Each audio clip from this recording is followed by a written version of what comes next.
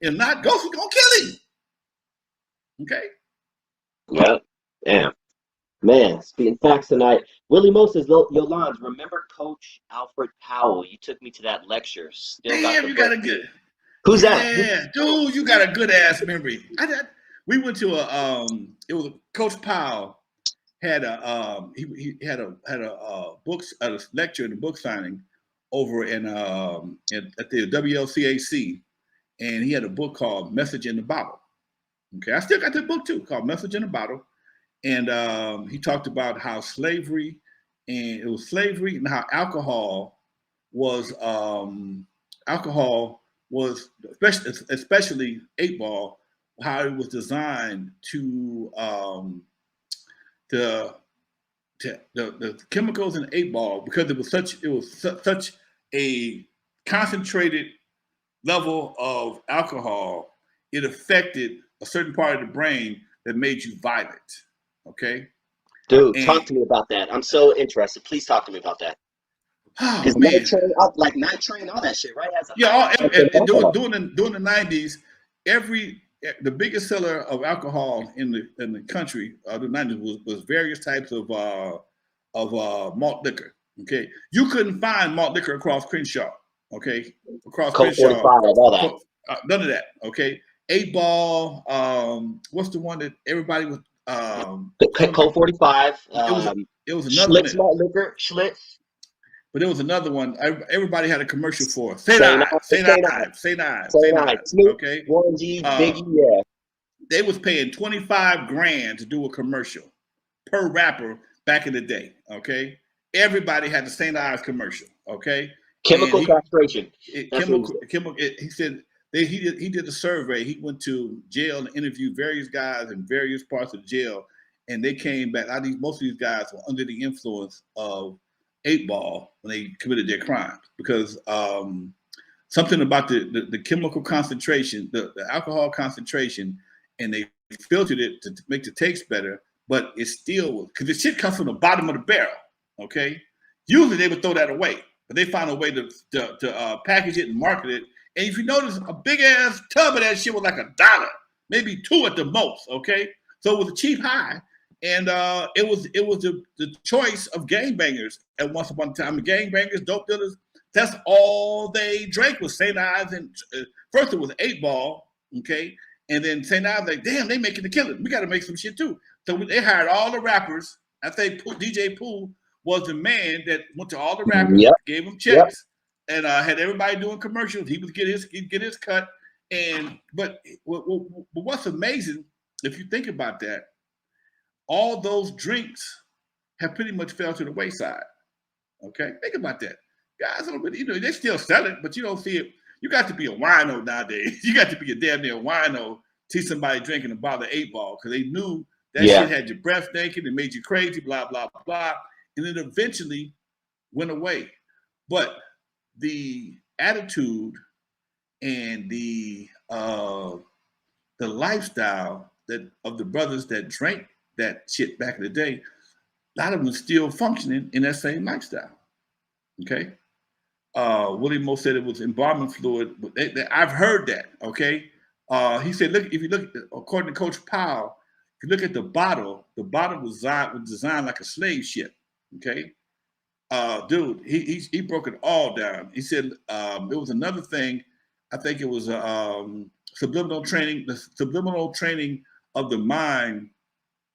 And he broke down the socks hat. If you look at the socks hat a certain way, it reads sex. Okay. He broke down all kind of shit, man. Pepsi used to do that shit all the time. Yeah. Yeah. He broke down all kind of shit. And we don't realize how many different drugs and how many different chemicals are in so-called alcohol and sodas. If you break down, I saw a video on YouTube. A guy heated up a bottle of Coca-Cola, and once the water was gone, that shit was a black syrupy sludge. Okay, that shit was a black syrupy sludge. And whether you're drinking regular Coke or Diet Coke, it's still full of sugar, and still, they got different kind of sugar. I think it's damn it. Yeah, they call it Splenda, but it's still just as bad. I mean, it's still just as bad. Okay. And Ripple, my God, my man, Tyree D. Yes, Ripple. That was something we drank back in the day. I tried Night Train. Night Train would get your ass. It burn your stomach, burn a hole in your stomach. But all this stuff was cheap, was a cheap high. You could buy a bottle of Ripple for 89 cents, man. And we actually invented wine coolers back in the day because we would get a bottle of Tyrolia and pour pineapple juice in it. That's how the way you could drink, or Kool-Aid. Okay, you put Kool-Aid, you put some Kool-Aid and some Tyrolia or a certain flavor of even Ripple, and you can tolerate the taste a lot more. You'd be drunk as hell, but you could, and you're gonna throw up like a big dog. But you were able to tolerate the taste a lot more if you infused it with something else. And that's how I believe they came up with wine coolers. That's what me and my cousins did on Saturday, on Sunday, Friday nights. We got little checks. We go buy a $5 bag of weed and buy a couple of bottles of Tyrolia, some pineapple juice, and some Chip Ahoy cookies. And that was our Friday afternoon. We smoked the weed, eat the cookies, and Thunderbird. Oh my God, Thunderbird. That's another one.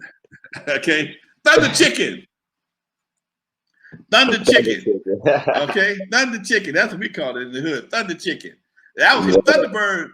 Thunderbird, that was straight from winos. You got to be an experienced alcoholic to appreciate Thunderbird.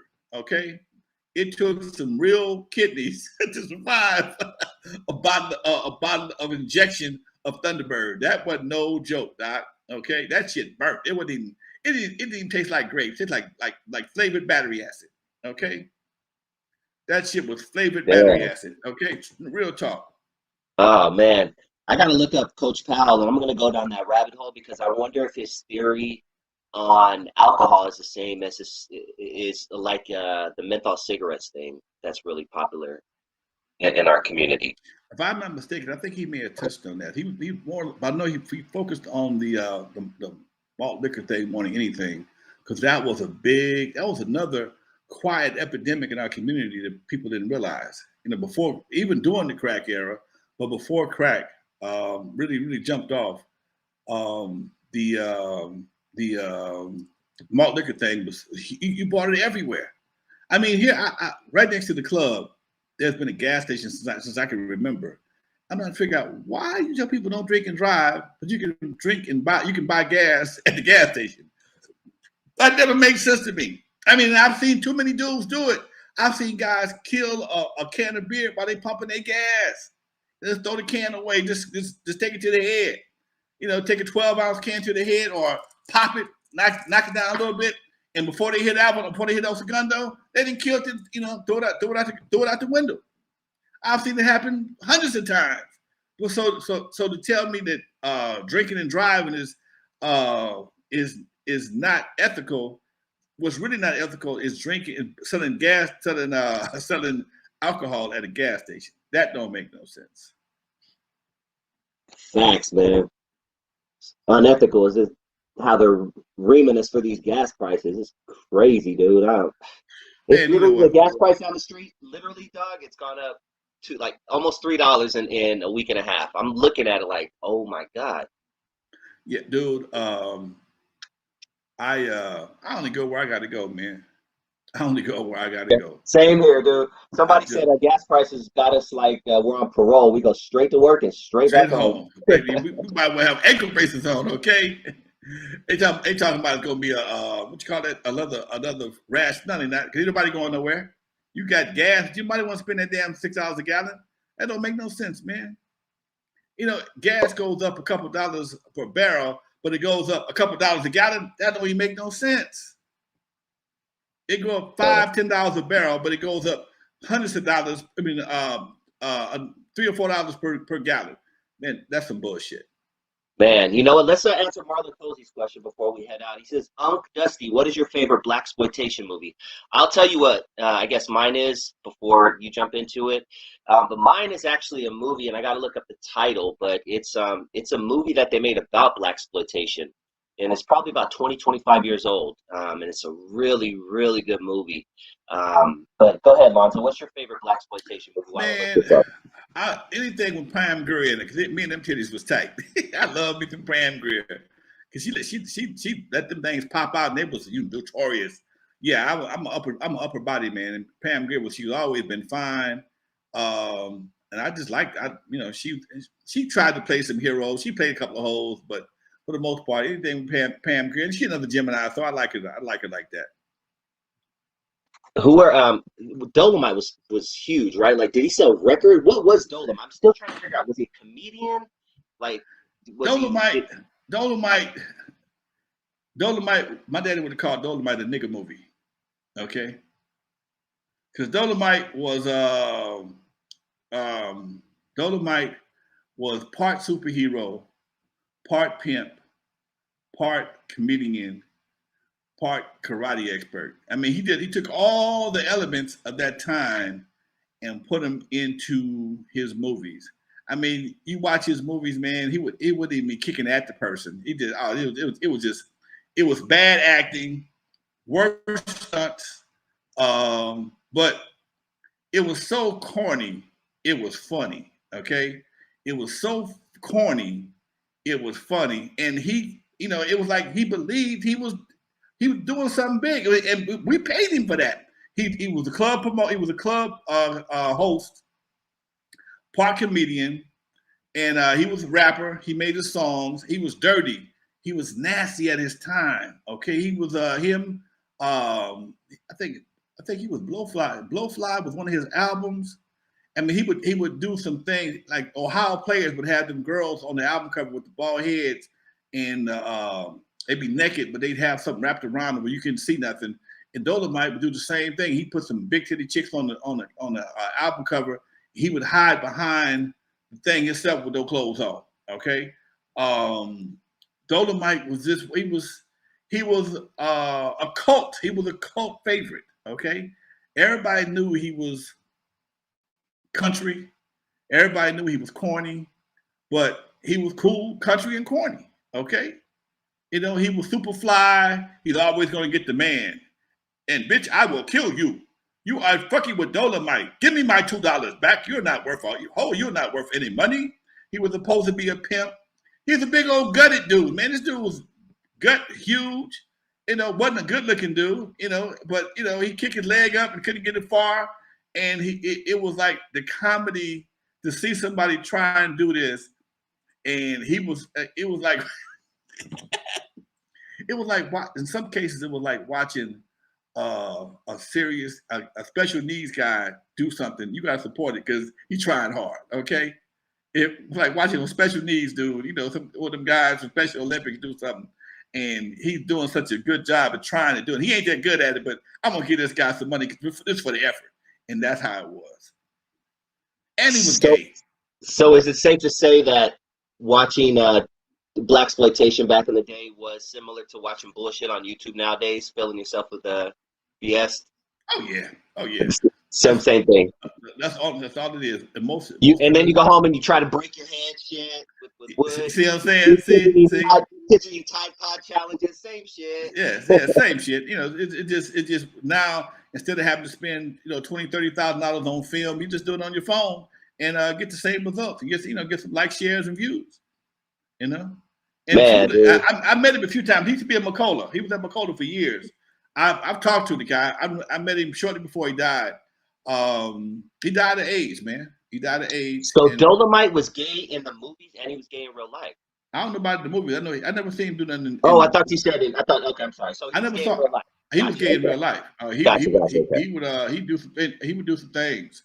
I saw somebody's movie. They was talking about all them guys was there. Fred Sanford, Red Fox, Dolomite. Everybody was had a big old orgy, big old Hollywood black orgy.